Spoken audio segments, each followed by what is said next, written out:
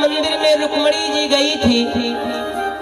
मंदिर किसकी थी? कात्यायनी माता की थी। लेकिन उस कात्यायनी माता के मूर्ति में दर्शन किसका हो रहा था? बोलो मेरी माँ। भगवान का हो रहा था। किसका? कृष्ण जी का हो रहा था। मूर्ति तो कात्यायनी माता की थी, लेकिन दर्शन किसका हो रहा था? कृष्ण भगवान का। क्योंकि कोई भी मूर्ति हो आप पूजा कर सकते हो, लेकिन जिस देवता का आप ध्यान करोगे, जिस देवता के प्रति आपका लगाव है, वही देवता उस मंदिर में आपको दिखाई देगा। ठीक है, ये दूसरा उत्तर है। और इधर तीसरी बात है, भगवान का नाम अजन्मा है तो प्रभु ने जन्म कैसे लिया? क्योंकि एक साधे सब सधे, सब साधे सब जाए, अनन्या चिंतये माये, जना पर्यंत पास्ते, तेषां नित्याभियुक्तानां योगक्षेमं वहाम्यहम्। मैया एक साधे सब सधे, एक देवता के प्रति जिसका आपका प्रेम है, उसी देवता के प्रति आपका मन होना चाहिए। क्योंकि एक काम करने से आपका काम पूरा हो जाएगा, और सब साधने के अगर चक्कर में पड़ जाओगे तो सब बिगड़ जाएगा। बिल्कुल। तो एक साधे सब सधे, सब साधे सब जाए। तो इधर तीसरा बताते हैं कि भगवान का नाम अजन्मा है तो प्रभु ने जन्म क्यों लिया? क्योंकि सुत जी कहते हैं प्रभु का जन्म नहीं होता, प्रभु का तो अवतार होता है। भगवान किसी के गर्भ से जन्म नहीं लेते, भगवान का क्या होता है? अवतार। भगवान क्यों होता है? जब अत्याचार बढ़ता है तो भगवान का अवतार इस धरती पर होता है मेरी माँ। अब भगवान मानव के रूप में अवतार लेते हैं। अब मानव के रूप में अवतार लेकर भक्तों के कष्ट को दूर करते हैं। अब आया उसके बाद सनक सनंदन सनातन सनत कुमार। इसके बाद भगवान के अवतार कितने हैं? उन्होंने कहा महाराज कोई कहता है 24 तो कोई कहता है 23, इसलिए कृपा करके हमें स्पष्ट कर दीजिए भगवान के अवतार कितने हैं। तो पहला भगवान का अवतार है सनक सनंदन सनातन सनत कुमार। ये भगवान का प्रथम अवतार है। और दूसरा अवतार है बाराह अवतार। बाराह समझते हैं ना, सुअर जी से बोलते हैं।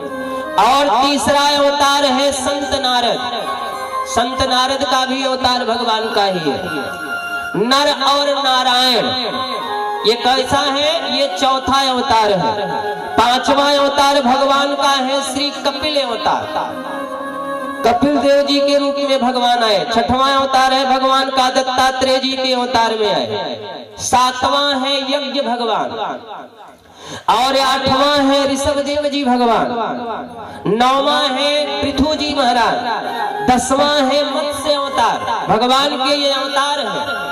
11वां है कच्छप अवतार, और 12वां धन्वंतरी अवतार भगवान के हैं। 13वां अवतार है भगवान का मोहिनी के रूप में भगवान इस धरती पर अवतरित हुए। और 14वां है श्री नरसिंह अवतार। 15वां है वामन अवतार। वामन के रूप में भी भगवान अवतार लिए। मैया 16वां अवतार है भगवान का परशुराम जी के रूप में अवतार लिए। 17वां महर्षि वेद व्यास जी के रूप में भगवान का अवतार हुआ। और 18वां आदरणीय प्रभु श्री राम जी के रूप में अवतार लिए भगवान। 19वां है श्री बलराम जी के रूप में अवतार लिए। 20वां है मेरे भगवान का अवतार कन्हैया अवतार, कृष्ण के रूप में आए। और 21वां अवतार है हरि अवतार। हरि के रूप में भगवान धरती पर आए। और 22वां अवतार भगवान का है हंस अवतार। हंस के रूप में भी भगवान धरती पर आए। ठीक है। और 23 अवतार है बुद्ध अवतार भगवान का। और 24 भगवान का अवतार हुआ नहीं है, होगा। पूरे मिलाकर 23 अवतार भगवान के हो चुके हैं और 24वां अवतार जो होगा वो कलंकी अवतार होगा भगवान का। इस प्रकार से पूरे मिला के कितने हुए? बोलो मेरी माँ। 24 हीर हैं उनके चपल से। इन 24वें अवतार में एक तो भगवान राम जी और कृष्ण जी। कृष्ण और राम में कोई अंतर नहीं है। राम कृष्ण दो एक हैं, ये दोनों एक ही हैं, लेकिन रूप अलग अलग है। इस प्रकार से सुत जी महाराज ने बताए। अब बताने के बाद फिर सुत जी महाराज आगे की ओर चलते हैं कि आगे की कथा सुत जी महाराज बताते हैं इस प्रकार से कि देखिए, वेद व्यास जी बार बार सुखदेव जी महाराज के पीछे पीछे घूम रहे थे। सुखदेव जी को लौटा लाओ, क्योंकि पुत्र बहुत प्रिय होता है। लेकिन सुखदेव जी महाराज लौट कर नहीं आए। तब वेद व्यास जी ने अपने शिष्य को एक श्लोक लिखकर भेजा। अब भेजने के बाद उन्होंने कहा, जहां मेरा बेटा बैठा है वहीं जाकर सुनाओ। और जब शिष्य आया सुनाया तो कुछ क्षण के लिए उनकी आंखें खुली और उसके बाद सुखदेव जी महाराज ने कहा, आगे बताओ अब क्या होगा। उन्होंने कहा, मेरे गुरुदेव जी ने इतना ही मुझे सिखाया था, और सीखना है तो मेरे गुरु जी के पास चलिए। और ऐसे मिलाकर 18,000 श्लोक हैं। कितने हैं भागवत में? भागवत में श्लोक है 18,000। अभिमान ना हो, लोभ ना हो। लेकिन मेरे बेटा ने तो सब जीता है, काम को भी जीता है, मद को भी जीता है, अभिमान को भी जीता है, लोभ को भी जीता है। ये बात मैं जानता हूं, लेकिन संसार के लोग तो नहीं जानते। तो उन्होंने कहा कि बेटा, हम तुम्हें भागवत तो सुनाएंगे और भागवत सिखाएंगे, लेकिन एक काम करो। बोले क्या? बोले जनक जी वेदांत के ज्ञानी हैं। ये वेदांत क्या चीज है मालूम है? उन्होंने कहा, वेदांत के ज्ञानी है, इसलिए अगर तुम्हें भागवत सुननी है, सीखनी है, तो तुम जाओ पहले वेदांत सीख कर आओ, फिर मैं तुम्हें भागवत सिखाऊंगा। तो सुखदेव जी महाराज ने कहा कि ठीक है पिताश्री। अच्छा, ये वेदांत क्या है मालूम है मेरी माँ? अब महाराज जनक जी वेदांत के बहुत ज्ञानी हैं। एक बार अपने श्रोताओं को वेदांत का ज्ञान सिखा रहे थे। ये वेदांत क्या है मालूम? ये वेदांत ऐसा बता रहे थे, एक तरफ एक नारी और एक तरफ एक नारी, और उस नारी के गले में हाथ डालकर जनक जी महाराज अपने श्रोताओं को ज्ञान दे रहे थे, वेदांत का ज्ञान। बड़े दुखित हुए कि अरे राम राम, ये तो मर्यादा का उल्लंघन हो रहा है। एक व्यास और एक तरफ एक नारी बैठी है और एक तरफ एक नारी उसके गले में हाथ डालकर ये क्या शिक्षा दे रहा है। तो 5 संतों को अच्छा नहीं लगा। जब वेदांत का ज्ञान दे दिए महाराज जनक जी, देने के बाद उसके बाद बोले, अब तुम लोग श्रोताओं जा सकते हो। जब श्रोता जाने के लिए तैयार हुए तो सब निकल गए, लेकिन संत लोग नहीं गए, बैठे रह गए कि आज हम पूछेंगे कि इसका मतलब क्या है। तो जब 5 संत नहीं गए, महाराज जी जैसे ही नीचे उतरे, उन्होंने देखा संत भगवान है। संत को देखकर जब प्रणाम करने के लिए झुके तो 5 संतों ने पीछे हो गए। अरे नहीं, हम तुम्हें आशीर्वाद देने के लिए, हम तुम्हें आशीर्वाद नहीं देंगे। बोले क्यों? बोले इसका कारण ये है कि हमें ये बताओ, एक तरफ एक नारी थी और एक तरफ एक नारी, आओगे तब हम तुम्हें वेदांत का ज्ञान, इसका ज्ञान बताएंगे कि दोनों तरफ हाथ डालने का मतलब क्या है। तो 5 संतों ने कहा, चलो भाई घूम लेते हैं जनकपुरी, देखकर अभी आ जाते हैं। और जब तैयार हुए तो महाराज जनक जी ने 1 2 3 4 और 5 बार ताली बजाई। और जब 5 ताली बजाई तो तुरंत 5 सैनिक आ गए। और जब 5 सैनिक आए तो 5 सैनिकों ने कहा महाराज आदेश हो। और जब संत लोग जा रहे थे तो जनक जी ने रोका, हो महाराज रुक जाओ। 5 संत रुक गए, बोले हाँ क्या है? उन्होंने कहा एक काम करो महाराज, आप जनकपुरी घूमने जा रहे हो? बोले हाँ। सैनिकों से कहा कि जाओ 5 कटोरा लेकर आओ। कटोरा मालूम है ना, सबको मालूम है। 5 कटोरा घर से लेके आओ। सैनिक 5 कटोरा लाए। अब बोले उन कटोरों में तेल भरो। क्या भरना है? तेल भरना है। और तेल भरकर 5 संतों को एक एक कटोरा पकड़ा दो। अब जब कटोरा दे दिए, अब उस कटोरे में तेल भरा है, 5 संत लोग ले लिए। महाराज जनक जी ने कहा महाराज जाइए, अब जनकपुरी घूम कर आइए और इतना ध्यान देना, अगर इस कटोरे में से एक भी जाएंगे, अकेले आप नहीं जाओगे, 5 सैनिक भी साथ में जाएंगे। अब मैया 5 सैनिक भी साथ में लिए तलवार एकदम चमाचम कि तेल नीचे गिरा कि देरी नहीं होगी, भाई राजा का आदेश है।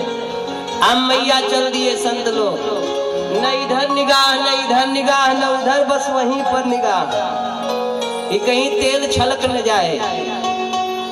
अब पूरा भ्रमण करके आ गए। जब पूरा भ्रमण करके आए तो उन्होंने कहा, महाराज जनक जी ने कहा क्या देखा महाराज? लौट कर आ गए जनकपुरी घूमकर। बोले क्या देखा? तो क्या देखा संतों ने? बताओ मेरी माँ। मात्र कटोरे में जो तेल था उसी को देखा। जनक जी ने कहा क्या देखा आपने? उन्होंने कहा महाराज हमने तो तेल को देखा और तो कुछ नहीं देखा। तो उन्होंने कहा महाराज वही हाल हमारी भी है, हमने तो अपने भगवान को देखा, न इधर देखा क्या है और न उधर देखा क्या है, मैं तो अपने गोविंद को देखा। यही वेदांत है। ऐसे ज्ञानी महाराज वेद व्यास का पुत्र सुखदेव आया है वेदांत सीखने के लिए। क्या अंदर आने के लिए आदेश है? मैया जा करके बताया द्वारपाल ने कि सुखदेव जी आए हैं वेद व्यास के पुत्र, वेदांत सीखने के लिए, महाराज आदेश है क्या? तो सुखदेव जी महाराज की बात सुनकर जनक जी ने कहा जाओ कह दो कि 5 दिन, कितने दिन? 5 दिन उसी धूप में खड़े रहे। और उस समय कड़ाके की धूप थी, गर्मी का समय था। बोले धूप में 5 दिन वहीं खड़े रहे। अब 5 दिन तक सुखदेव जी महाराज को आया, उसने बताया द्वारपाल ने कि महाराज का आदेश है आप 5 दिन जहां पर खड़े हैं यहीं पर 5 दिन तक खड़े रहे। क्रोध नहीं आया होगा तो आकर हमें बताओ। अब तुरंत द्वारपाल जाकर के देखा तो सुखदेव जी महाराज जैसे मुस्कुरा कर आए थे ना, अब ऐसे ही जब दूत को देखा तो वैसे ही मुस्कुराए।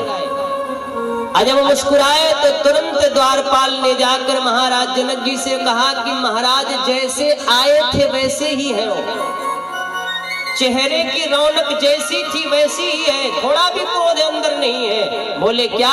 बोले हाँ। तो महाराज जनक जी स्वयं आए और आने के बाद उन्हें अंदर ले गए। चलो आपको मैं सिखाता हूँ वेदांत का ज्ञान। अब वहां ले गए, वहां ले जाने के बाद मैया अभी तो क्रोध की परीक्षा हुई है, अब काम की परीक्षा होगी उनके।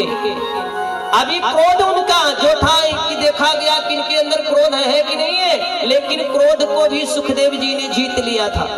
अब काम की परीक्षा होगी, वहां पर काम की परीक्षा हो रही है। लेकिन सुखदेव जी महाराज को तनिक काम वासनाएं नहीं थी, जिसके वजह से महाराज जनक जी ने देखा ये काम को भी जीत लिए हैं। फिर मद को देखा उन्होंने, अभिमान, लेकिन अभिमान भी नहीं है। लोभ दिखाया गया लेकिन लोभ भी नहीं है।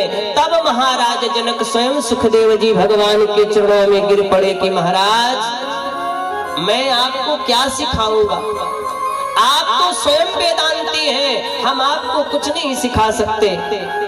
और उसके बाद उन्होंने आदेश दिलवा दिया कि महाराज आपका जो पुत्र है सुखदेव, ये बिल्कुल काम को भी जीता है, मोह को भी जीता है और लोभ को भी जीता है, मद को भी जीता है, इन्होंने सबको जीत लिया है। मैया तब सुखदेव जी महाराज को वेद व्यास जी ने श्रीमद् भागवत अध्ययन कराई। श्रीमद् भागवत अध्ययन हो गई और अध्ययन करने के बाद उन्होंने आज सुखदेव जी महाराज पिता के द्वारा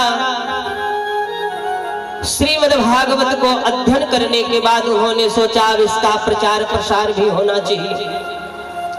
अब प्रचार प्रसार कैसे हो, तो पहले भगवान की कीर्तन के द्वारा किस प्रकार से, आइए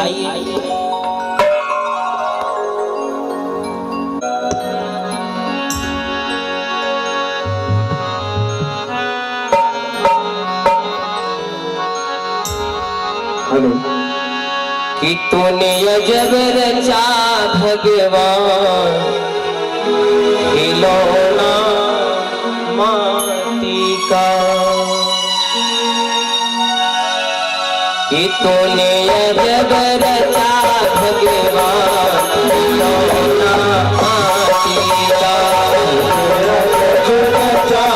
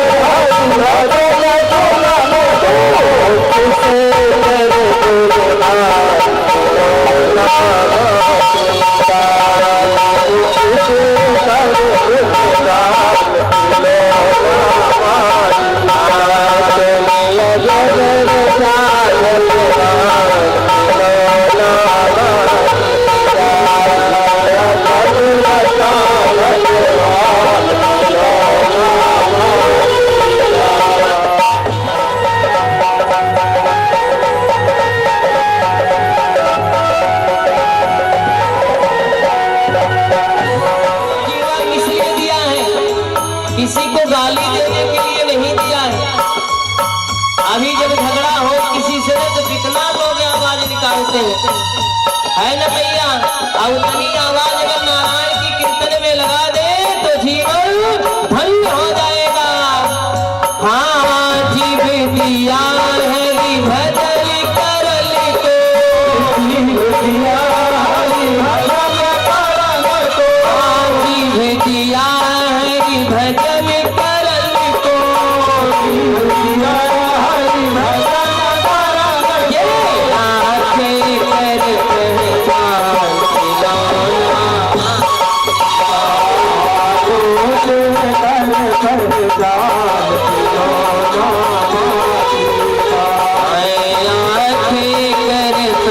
पहचान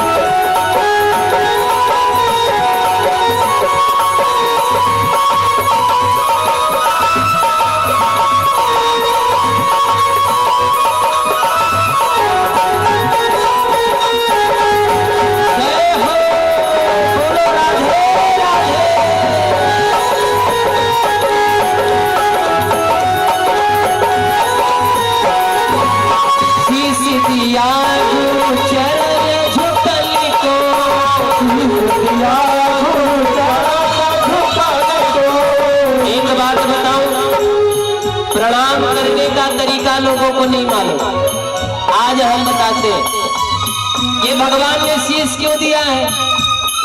भगवान ने शीश दिया है अपने गुरु के चरणों में झुकने के लिए, है ना? तो क्या करना चाहिए?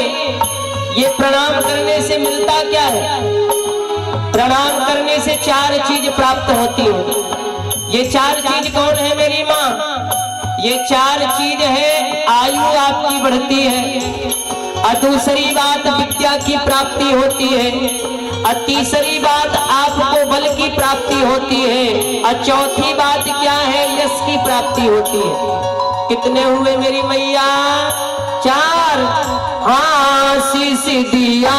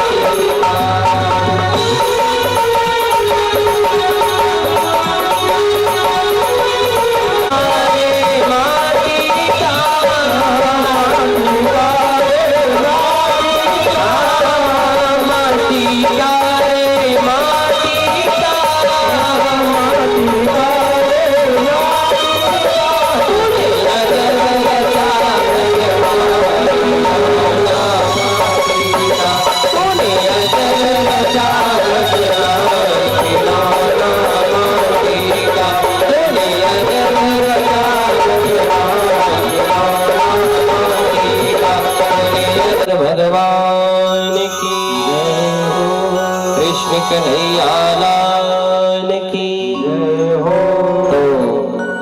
अब इधर सुखदेव भगवान का जन्म हो गया, और सुखदेव जी महाराज का जन्म हो गया मैया। जब सुखदेव जी भगवान का जन्म हो जाता है और उन्होंने श्रीमद् भागवत महापुराण का अध्ययन कर लेते हैं और भगवान का ध्यान करते रहते हैं। आज मन में आया परीक्षित जी महाराज, जो कि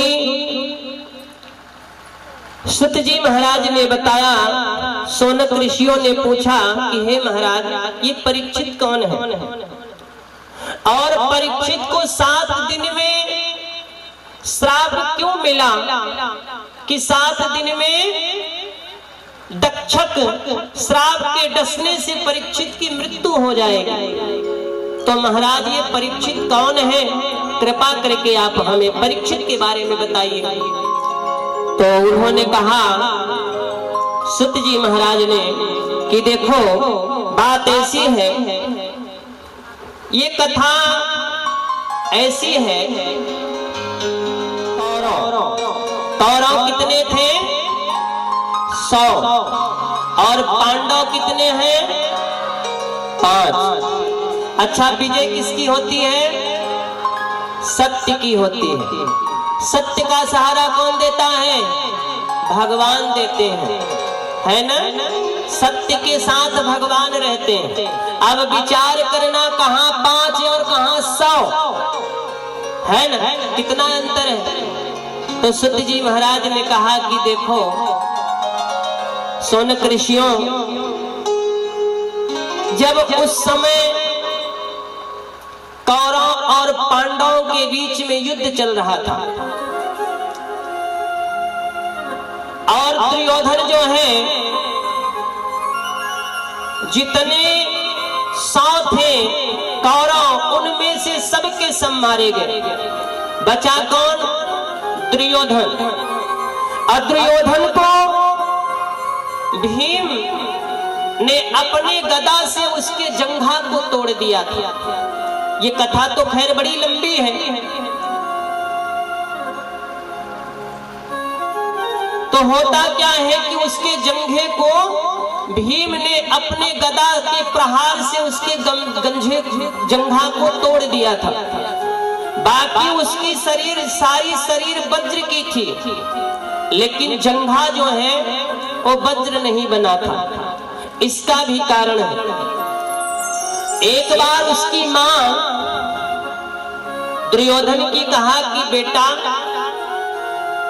अब हमारे पुत्र सब मारे गए, सिर्फ अब तुम रह गए हो, तो एक काम करो, आज तक मैंने अपनी आंखों में पट्टी बांध रखी है, क्योंकि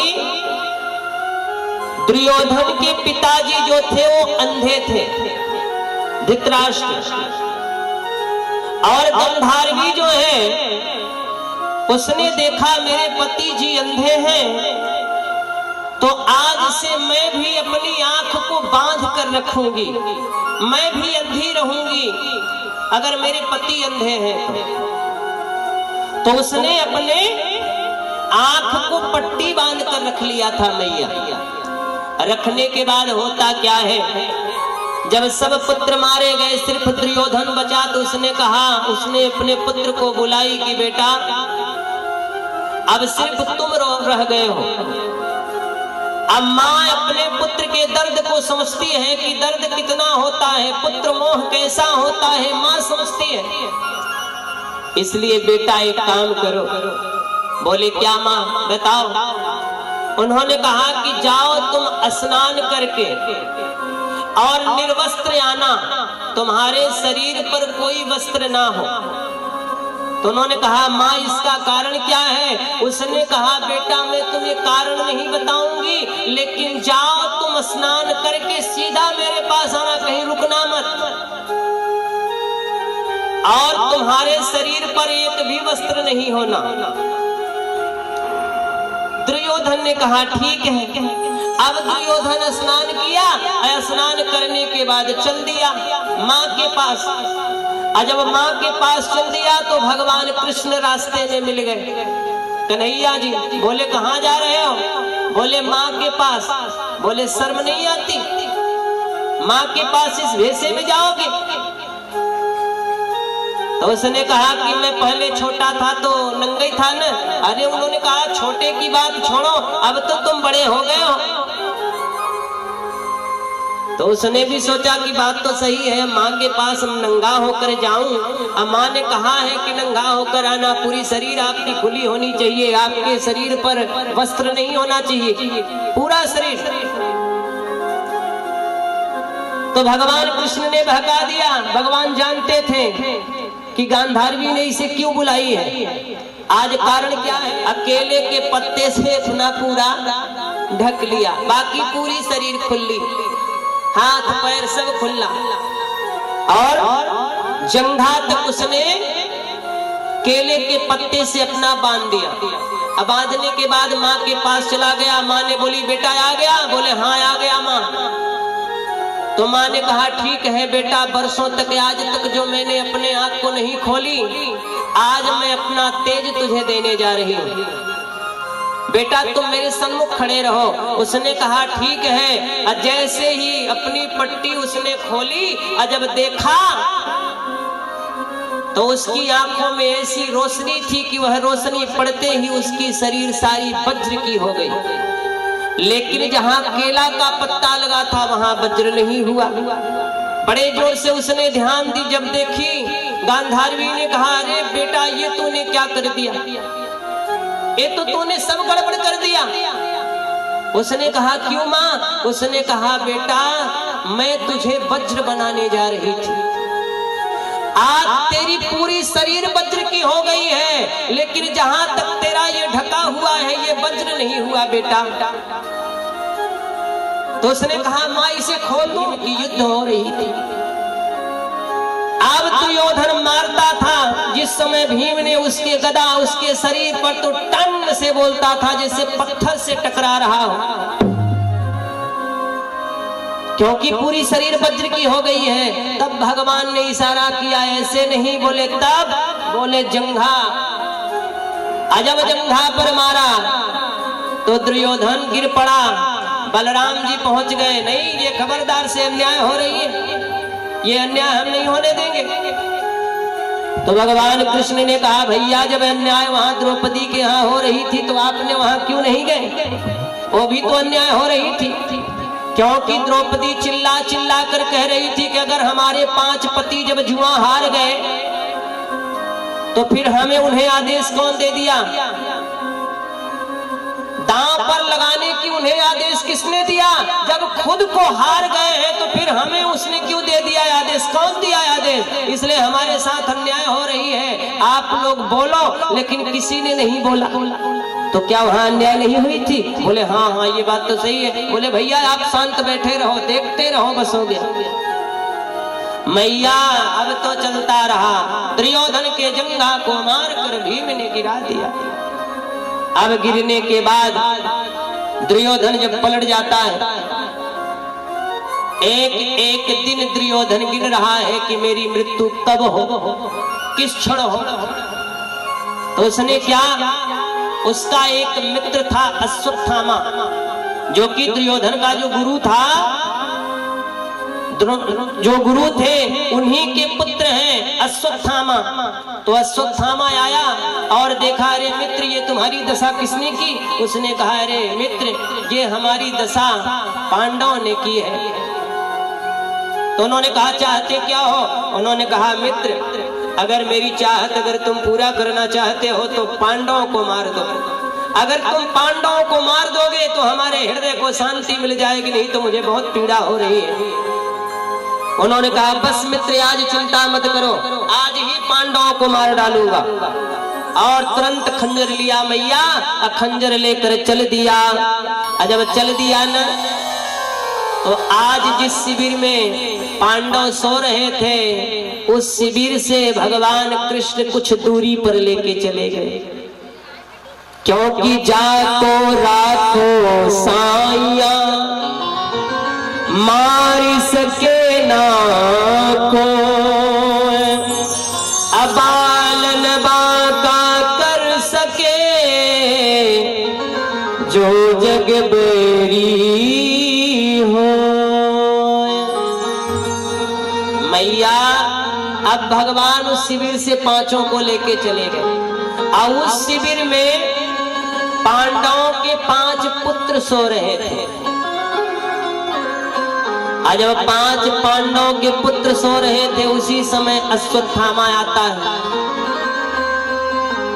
और सोते हुए बच्चों को देखकर उसने अपनी नंगी तलवार से 5 का सर काट डाला। काटने के बाद 5 का सर लेकर दौड़ा दौड़ा आया, ये देखो मित्र मैंने मार डाला, ये पांडवों को मार डाला। उसने कहा, मित्र मुझे उजाला करके दिखाओ। जैसे ही उजाला करके दिखाया तो दुर्योधन 5 पांडवों के पुत्रों को देखकर दुर्योधन रोने लगा, बिलखने लगा। अरे मित्र ये क्या कर दिया तुमने? यही तो एक ऐसे थे जो हमारे मरने के बाद हमारी क्रिया करते, हमारी श्राद्ध करते, लेकिन इनको भी मार डाला। अब तो मैं नहीं जी पाऊंगा। ये पांडव नहीं है, ये पांडवों के पुत्र हैं। अब तो सर पटक पटक कर दुर्योधन ने अपने प्राण को छोड़ दिया। अब इधर जब द्रौपदी और पांडव भगवान कृष्ण आते हैं शिविर में, देखते हैं कि 5 पुत्रों का सर कटा हुआ है। जब 5 पुत्रों का सर कटा हो, अगर माँ आ जाए, अब माँ जब उस दशा को देखेगी तो कितना दुखित होगी। अब तो माँ द्रौपदी रोने लगी। जब बिलख बिलख कर रोने लगी, तब उस समय अर्जुन ने अपनी गांडीव को उठाया और कहा कि हे देवी चिंता मत करो, मैं प्रण करता हूँ उन दुष्टों को आज जिसने तुम्हारे पुत्र का वध किया है, अब वो मेरे इस गांडीव से बच नहीं सकता। मैं उसे पकड़कर तुम्हारे पास लाऊंगा और तुमको जो सजा देनी होगी तुम सजा देना। और चल देता है मैया अर्जुन, हमें मार डालेगा, मैं बच नहीं सकता। तो भागने लगा। जब भागने लगा तो अर्जुन ने पीछा कर लिया। अर्जुन ने जब पीछा कर लिया तो उसने ब्रह्म अस्त्र को चला दिया। जब ब्रह्म अस्त्र को चलाया तब अर्जुन घबराते हुए भगवान कृष्ण को पुकारने लगे, कृष्ण कृष्ण महाबाहो भक्तानां भयंकर त्वमेको दहामानान पावगो असि संस्रते है। तब अर्जुन पुकारने लगे, कन्हैया कन्हैया मेरी रक्षा करो, मेरी रक्षा करो, त्राहि मां। भगवान कृष्ण ने कहा, अरे अर्जुन घबराते क्यों हो? क्योंकि विष की काट विष से होती है, लोहा लोहे को काटता है। इसलिए एक काम करो, अगर उसने ब्रह्मास्त्र का प्रयोग किया है तो तुम भी ब्रह्मास्त्र का प्रयोग करो, क्योंकि जिस गुरु का चेला अश्वत्थामा है उसी गुरु के चेला तो तुम भी हो। तब ब्रह्मास्त्र अर्जुन ने चलाई और दोनों अस्त्र जाकर आपस में टकरा गए और टकरा कर दोनों धरती पर गिर पड़े। उसी समय जाकर अर्जुन ने अश्वत्थामा को पकड़ा और पकड़ने के बाद रस्सी से जकड़ा और जकड़ने के बाद रथ पर बैठाया और रथ पर से द्रौपदी के चरणों में लाकर पटक दिया।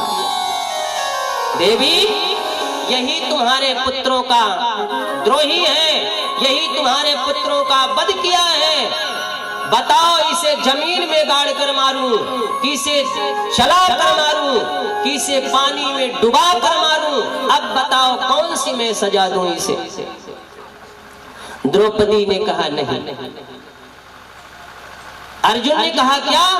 बोले हाँ। बोले मुच्यता मुच्यता में स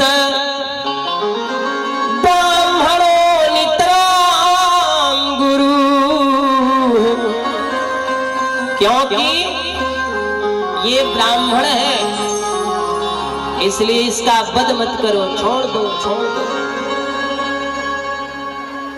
ब्राह्मण का वध नहीं किया जाता है, अर्जुन छोड़ दो इसे। और वैसे भी मैं नहीं चाहती कि मैं तो पुत्र के वियोग में रो रही हूँ और मेरी गुरु माता भी पुत्र के वियोग में रोए, क्योंकि ये द्रोणाचार्य का पुत्र है। द्रोणाचार्य कौन है? अर्जुन के गुरु हैं और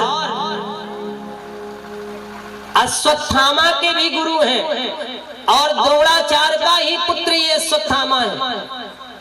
तो उन्होंने कहा, द्रौपदी ने इसे छोड़ दो, जाने दो। उन्होंने कहा, अरे देवी, तुमको दया कैसे आ गई? ये तुम्हारे पुत्रों का वध किया है। भीम ने कहा, सब छोड़ देंगे लेकिन हम तो इसे छोड़ने वाले नहीं, क्योंकि इसने अबोध बालकों का वध किया है। बोलो राधे राधे। आ जाए, इसे छोड़ दिया जाए कि इसे मार दिया जाए? तो भगवान ने कहा कि हे अर्जुन, इसे मारो भी मत और छोड़ो भी मत, और इसे छोड़ो भी मत, इसे मारो भी मत। अब तो अर्जुन चकरा गए, महाराज ये कन्हैया तुम क्या कह रहे हो? इसे छोड़ो भी मत और मारो भी मत, अब मारो भी मत और छोड़ो भी मत, ये क्या है? मेरे तो समझ में नहीं आ रहा है। उन ब्राह्मण का वध करना भी ये पाप है, क्योंकि तुझी है विप्र सकल गुणहीना सुदन गुण गण वेद प्रवीणा।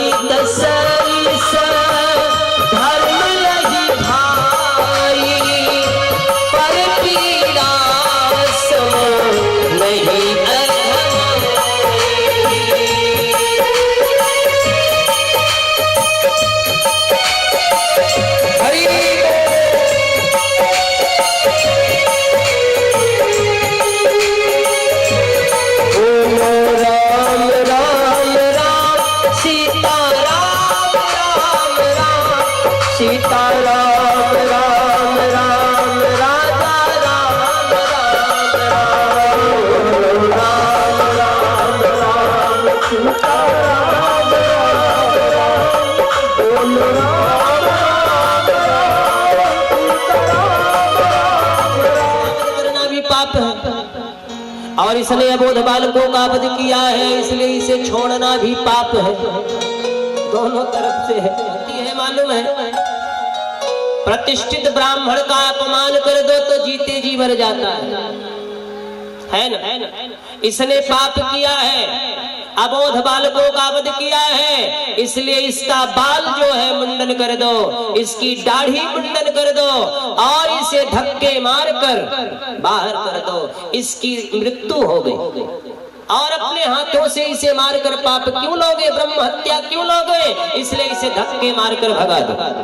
मैया बाल मुंडन कर दिया, दाढ़ी मुंडन कर दिया, धक्के मारकर निकाल दिया, डालूंगा, एक भी पांडवों के वंशज में कोई नहीं बचेगा। और उसने मारने के लिए पहुंच जाता है। उसने पता लगाया कि वैसे भी तो पांडवों में कोई है नहीं, कौरवों में, लेकिन एक है उत्तरा जिसके गर्भ में बालक पल रहा है। अभिमन्यु की पत्नी कौन है? उत्तरा है, और उत्तरा के ही गर्भ में अभिमन्यु का पुत्र पल रहा था। उसने विचार किया इसे मार डालना चाहिए, तो उसने ब्रह्मास्त्र का प्रयोग किया मेरी माँ। जैसे ही ब्रह्मास्त्र को चलाया तो तुरंत उत्तरा समझ गई कि अब कहानी बन जाएगी। तो उसने पाहि पाहि महायोगिन देव देव जगतपते नान्यम तद भयम पसये यत्र मित्रोः परस्परम। बड़े जोर से त्राहिमाम कन्हैया मुझे बचाओ, मुझे बचाओ। तब भगवान समझ गए अरे इतना बड़ा पापी है ये। तो भगवान ने गर्भ में जाकर रक्षा की। रक्षा करने के बाद फिर उन्होंने बाहर आए और बोले देवी तुम्हें किसी प्रकार का कष्ट तो नहीं हुआ? उन्होंने कहा नहीं महाराज। इस प्रकार से भगवान ने उत्तरा के गर्भ में परीक्षित महाराज जी की रक्षा की। वही फिर करने के बाद आज कुंती को पता चला ये कोई और नहीं है, ये तो स्वयं भगवान है जो कि ये मेरी रक्षा कर रहे हैं। जब जब हमारे बच्चों के ऊपर कष्ट आता है तो भगवान ही बचाते हैं। तो आज कुंती ने कहा कन्हैया को, क्योंकि कुंती जो है भगवान कृष्ण की बुआ है, आज स्वयं कुंती पैर पड़ने जा रही है कृष्ण को। भगवान कृष्ण उछल गए अरे बुआ ये क्या कर रही है? उसने कहा अब तेरा ये बुआ हुआ नहीं चलेगा, मैं तो जानती हूँ कि तू भगवान है। अरे उन्होंने कहा मैं भगवान नहीं, मैं तो तेरे भाई का पुत्र कृष्ण हूँ। उन्होंने कहा लाला अब तेरा ये चालाकी नहीं चलेगी, आज तो मैं तेरे पैर पड़ के ही रहूंगी। तो भगवान कृष्ण ने कहा कि बुआ अच्छा ये बता तू हमें भगवान मानती है? उन्होंने कहा हाँ। तो उन्होंने कहा जब हमें भगवान मानती है तो तू मुझसे कुछ मांग ले, जो तेरी इच्छा हो तू मांग ले, और तेरे परिवार में जितने हैं सबकी जो इच्छा हो मांग ले। मैया अब देखो भगवान ने सबको क्या क्या दिया मालूम है? अर्जुन ने भगवान से मांगा कि हे भगवान मैंने आपको गुरु माना है और गुरु ही मान कर रखूं। भगवान ने कहा एवमस्तु। युधिष्ठिर ने कहा कि मैं सत्यवादी हूँ, सत्य पर हमेशा रहता हूँ, सत्य को कभी ना छोड़ूं, यही मुझे वरदान दो। भीमसेन ने कहा महाराज मैं खाने के लिए बहुत खाता हूँ, इसलिए मुझे ऐसा वरदान दो मैं हमेशा खाता रहूं। बोले जाओ। अर्जुन ने ये भी कहा।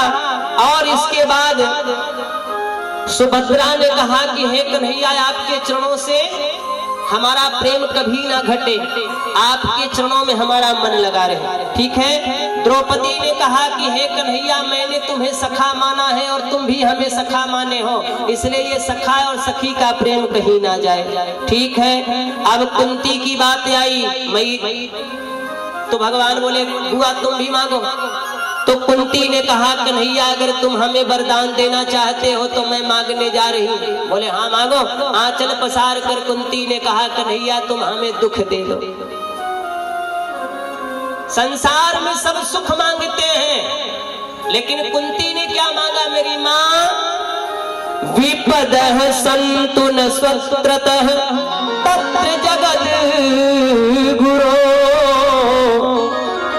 भवतो दर्शनम यत्स पुनर्भव दर्शनम। हे भगवान, अगर तुम हमें देना चाहते हो तो दुख पर दुख दो, दुख ही नहीं दुख पर दुख दो। अगर तुम दुख पर दुख हमें दोगे तो तुम्हारा हमें दर्शन होता रहे। अरे भगवान मचल गए, अरे बुआ ये क्या कहती है, जब से तेरी पैदाइश हुई है तब से तुम्हें दुख ही दुख मिल रहा है और फिर भी दुख मांग रही है। उसने कहा कि भैया वो सुख किस काम का जिस सुख में तेरी याद ना आए, कि सुख के माथे सिल पड़े अजो हरि हृदय से जाए, अब बलिहारी वा दुख की जो पल पल नाम रटा। कन्हैया हमें तो दुख चाहिए। एक कोयल क्या कहती है,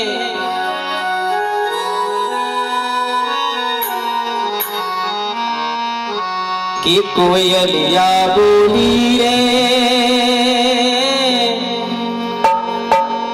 बिना राम रघुनंदन अपनो को नहीं आए, बिना राम रघुनंदन अपनो को नहीं आए, बिना राम रघुनंदन अपनो को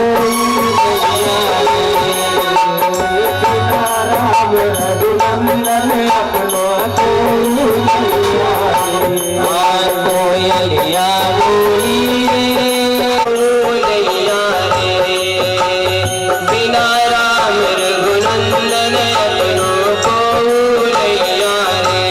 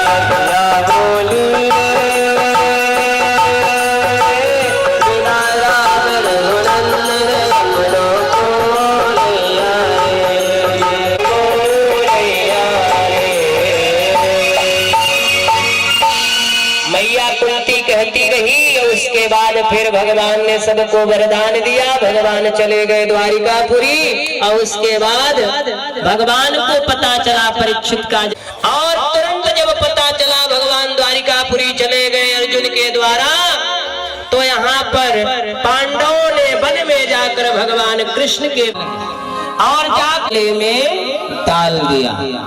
ये कौन डालने जा रहे हैं? ये परीक्षित जी महाराज हैं और ये समीक ऋषि जी महाराज हैं। और उसके बाद परीक्षित जी महाराज डालने के बाद चले जाते हैं।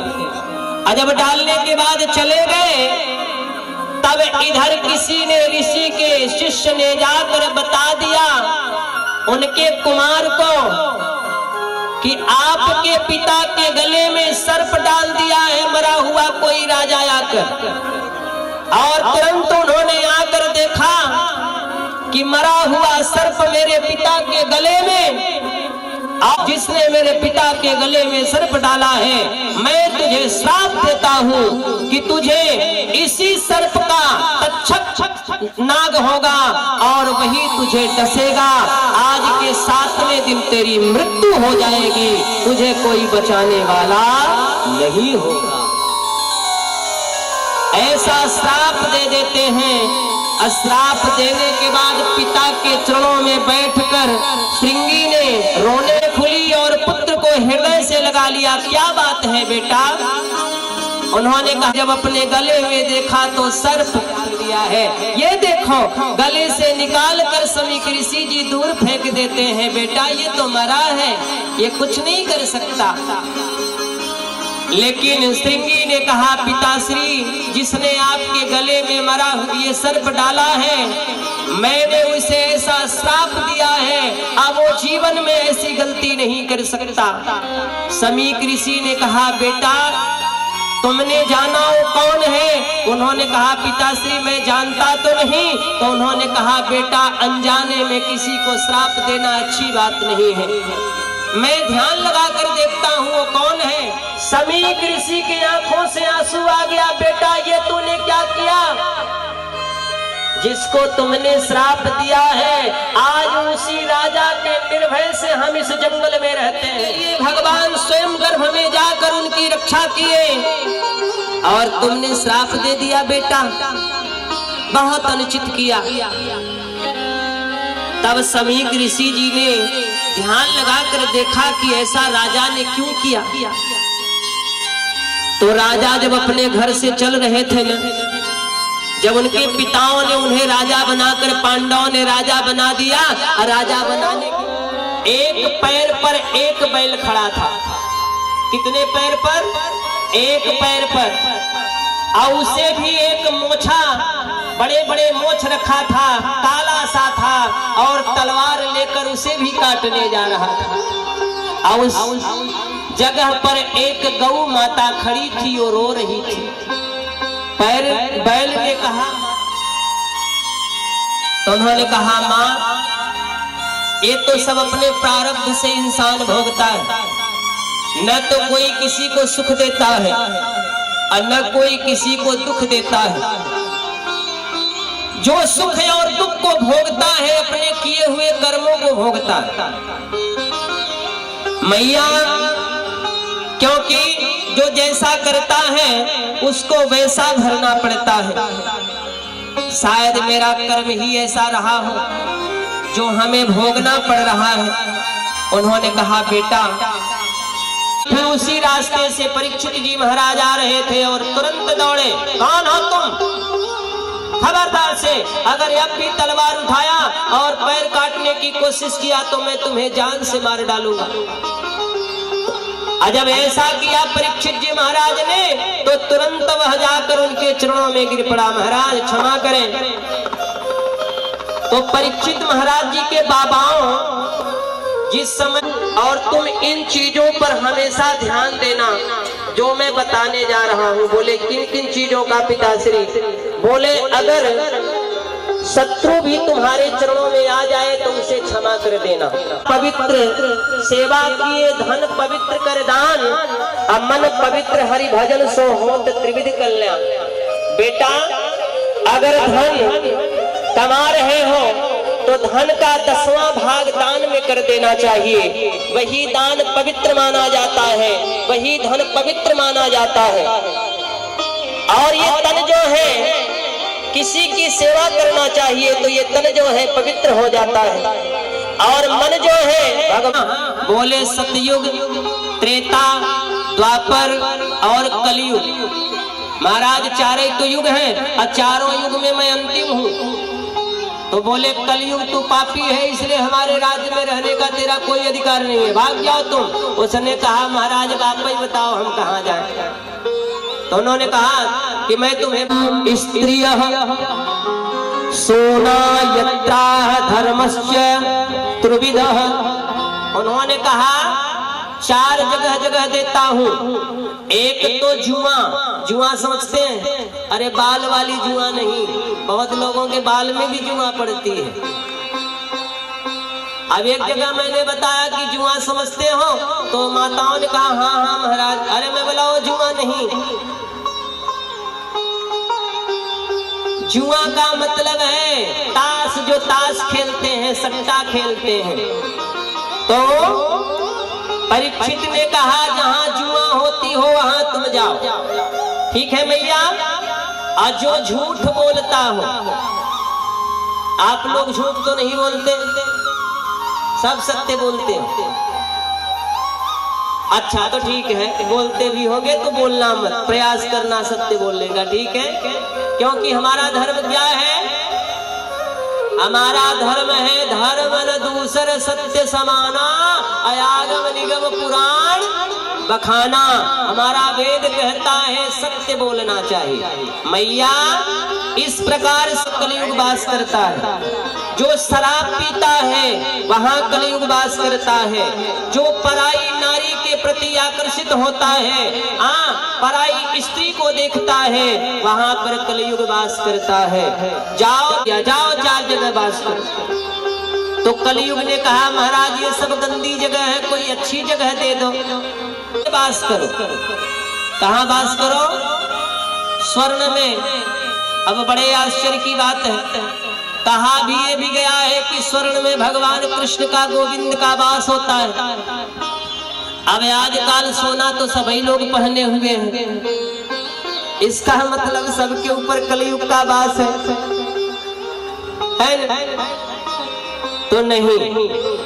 मैया उस सोने में कलयुग का वास है जिस सोने को सता कर लाया गया हो, उस सोने में कलयुग का वास है।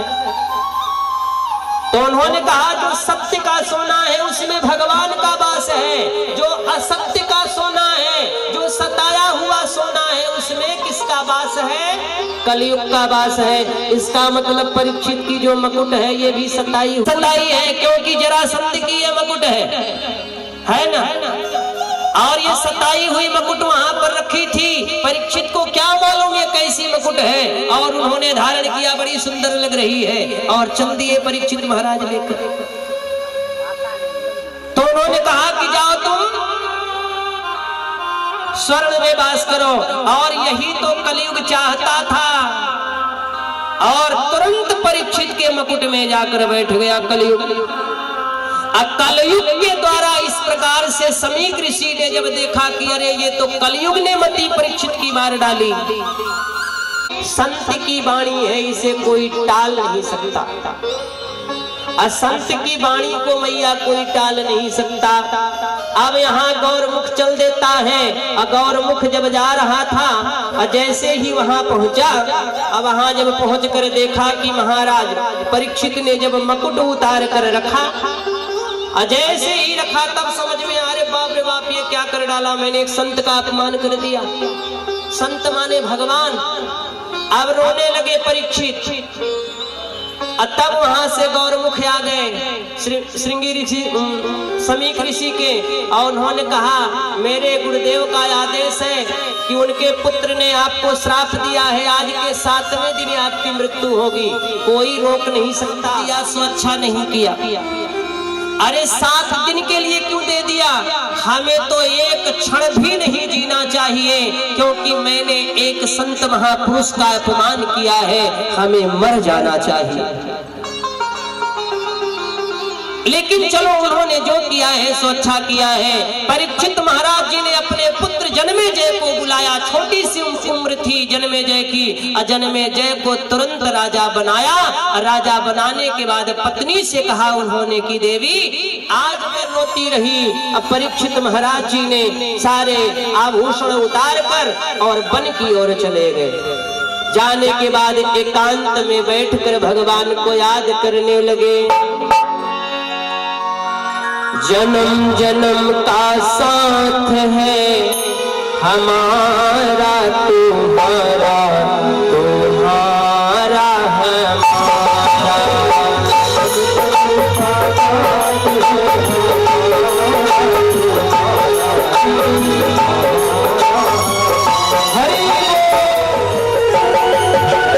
जन्म जन्म तक साथ है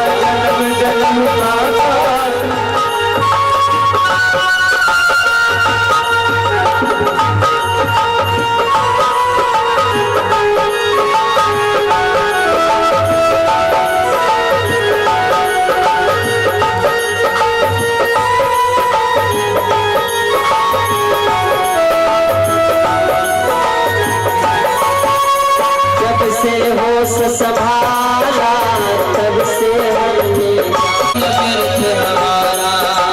तेरी गलती नाम तो जीवन व्यर्थ हमारा। बनवारी इंसान जगत में, बनवारी इंसान जगत में फिरता तारा मारा। जन्म जन्म तक साथ है हमारा तुम्हारा,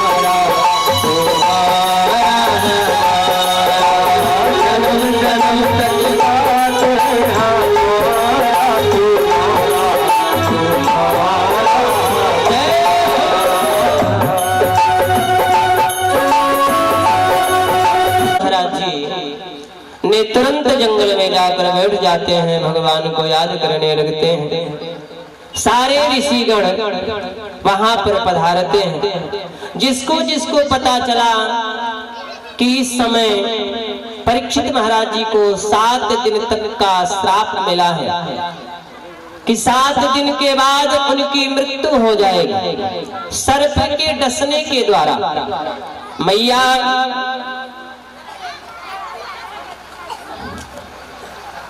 परीक्षित महाराज जी विराजमान हो गए। सारे ऋषिगण वहां पर परीक्षित जी से मिलने आए। सब समाधान ढूंढ रहे हैं कि भाई किसी की अकाल मृत्यु हो तो क्या करनी चाहिए, लेकिन किसी ने समाधान नहीं कर पाया। उसी समय परीक्षित महाराज बैठे हैं और सुखदेव जी महाराज का आगमन हुआ। जैसे ही सुखदेव जी महाराज वहां पहुंचे तो सारे ऋषिगण देखकर सुखदेव जी महाराज को खड़े हो जाते हैं। उसी समय ऋषियों ने कहा कि हे परीक्षित, अब तुम्हारा कल्याण हो गया, अब समझो तुम्हारे मरने का समाधान हो गया। अब ज्यादा तो समय नहीं लेंगे क्योंकि समय हो गया है, थोड़ा सा समय लेंगे। उसके बाद परीक्षित जी महाराज विराजमान हुए। सुखदेव जी महाराज के आते ही सारे ऋषिगण खड़े हो जाते हैं और परीक्षित महाराज जी ने सुखदेव जी महाराज को देखा तो प्रणाम किया, दंडवत प्रणाम किया। दंडवत प्रणाम करने के बाद उसके बाद सुंदर सा आसन रहता है, उस आसन पर बैठ जाते हैं सुखदेव जी महाराज। जैसे ही बैठ गए कि अब सुखदेव जी महाराज श्रीमद् भागवत सुनाएंगे, उसी समय देवताओं को पता चला। देखो भागवत में कितना भागवत का महत्व है, भागवत सुनने से क्या क्या होता है, कितना रस मिलता है, अभी पता चलेगा। देवता लोगों को जब पता चला कि सुखदेव जी भागवत सुना रहे हैं, किसको? परीक्षित जी को, तो देवता अमृत का कलश लेकर आए। कहाँ आए? सुखदेव जी के पास। सुखदेव जी के पास आए और रख दिए अमृत का कलश। सुखदेव जी महाराज ने कहा ये क्या है? उन्होंने कहा महाराज ये अमृत है। बोले किस लिए लाए हो? बोले महाराज हमने सुना है आप भागवत सुनाने जा रहे हैं परीक्षित जी को, तो हम ये चाहते हैं महाराज कि एक जो परीक्षित जी को भागवत सुनाने जा रहे हैं श्रीमद् भागवत महापुराण ज्ञान यज्ञ, ये ज्ञान यज्ञ हमें सुना दीजिए। और रही बात मरने की बात, तो इसमें अमृत है, जब परीक्षित जी इस अमृत को पी लेंगे तो उनका भी समाधान हो जाएगा। सुखदेव जी महाराज बड़े हंसे और बोले कि वाह रे देवताओं, अभी तुम्हें ठगने के लिए कोई नहीं मिला, सिर्फ मैं ही मिला था, हमें ठगने चले आए। अरे कहां करोड़ों मणि के समान ये हमारा श्रीमद् भागवत महापुराण, और तुम्हारा एक कांच का टुकड़ा, और उसकी तुम बराबरी करने आए हो। कैसे हो सकता है इसकी बराबरी? अरे सामान अगर बराबरी का हो तो अदला बदली हो सकता है, लेकिन सामान ये बराबरी का नहीं है। कहां मणि और कहां तुम्हारा कांच का टुकड़ा, ये कैसे अदला बदली हो सकता है? तो इस प्रकार को जरूरत है, और कल यहीं से कथा प्रारंभ करें। देखना सुखदेव जी महाराज किस प्रकार से देवताओं को फटकारते हैं। फिर देवता भागे भागे ब्रह्मा जी के पास जाते हैं। ब्रह्मा जी के पास जाते हैं तो ब्रह्मा जी सारा वेद पुराण शास्त्र सब लगमगवाते हैं और तराजू पर रखते हैं। तो ये सब कथा कल बताएंगे। आइए, भगवान की सुंदर सी छोटी सी कीर्तन है और उसके बाद फिर आरती होगी। आरती के बाद फिर आप सब लोग भी अपने अपने घर को जाएंगे और आरती करके ही जाइए। पे मोहन किसा दिल दीवाना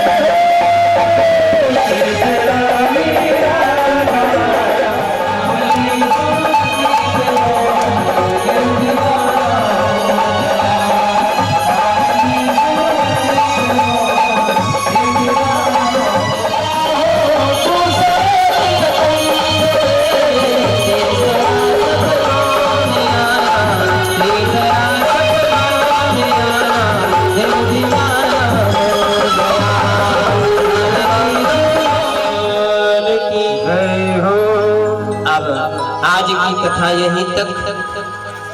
कल की कथा आप लोगों के समक्ष फिर बताई जाएगी। है आरती पापियों को पाप से है तारते,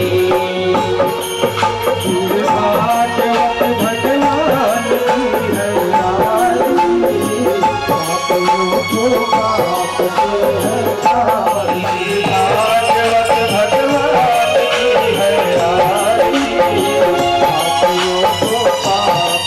है तारते। पंच ये पंचम वेद निराला।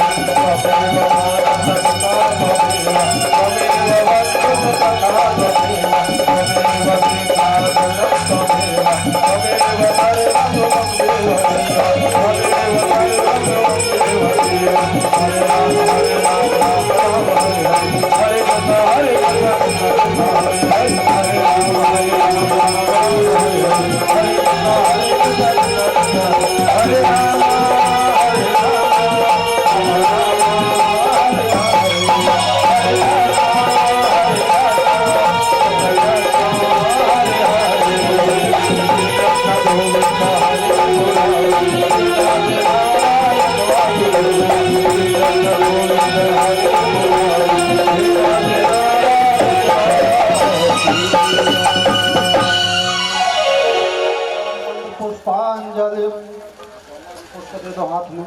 धर्माणि प्रथमान्यासन् तेहनाकं महिमान स्वतंत्र यत्र पूर्वे साध्यासन्ति देवाः।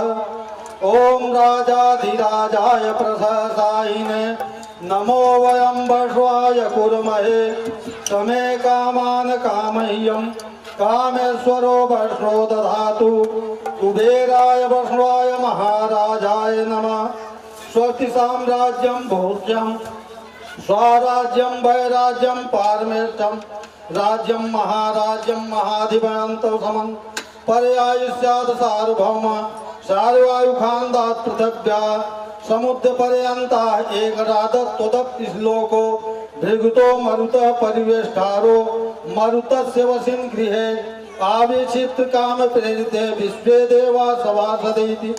ओम विश्वसुतो विश्वतो मुखो विश्वतो बाहुरुत विश्वत्वा संबाहुभ्यां नमस्सं तरवा भूमि जनयन् देव एकः तत्पुरुषाय विद्महे ओम एकदन्ताय विद्महे वक्रतुण्डाय धीमहि तन्नो दन्ती प्रचोदयात्। ओम कात्यायने विद्महे कन्याकुमाराय धीमहि तन्नो देवी प्रचोदयात्। ओम सांगाभ्याम सपरिवारांजलिं समर्पयामि। पुष्प समर्पित कर दे, प्रदक्षिणा कर ले एक बार।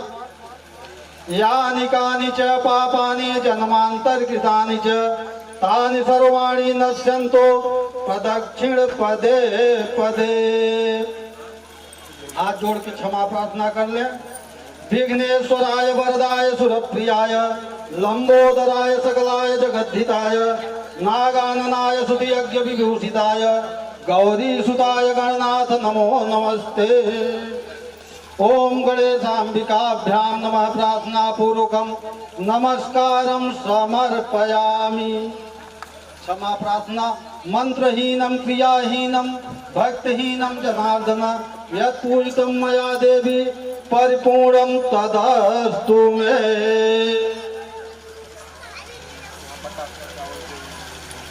चंद्र की अयोध्या राम जी लला की हनुमान जी महाराज की उमापति महादेव की रमापति रामचंद्र की वृंदावन बिहारी लाल की विजयेश्वरी राधा रानी की बोलो भाई सब संतन की अपने अपने गुरु गोविंद की सब अपने अपने माता पिता की संध्या आरती की।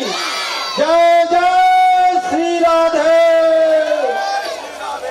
धर्म की अधर्म का प्राणियों में विश्व का सत्य सनातन धर्म की गौ माता की अपने अपने माता पिता की अपने अपने गुरु गोविंद की भक्त भगवान की नगर बस्ती की आज के आनंद की।